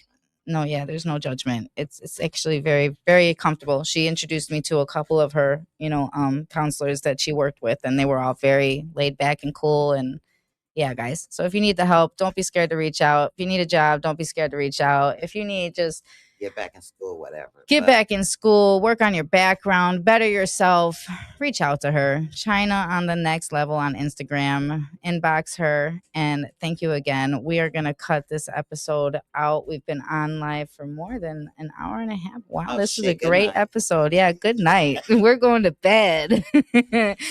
Go to sleep if you're not sleeping already. I love you guys. Thank you. Mwah. This podcast is for educational awareness that discusses mental health and storytelling purposes only. Nothing here is medical or legal advice, nor any encouragement. This show is intended for viewers 21 and older. Viewer discretion is advised.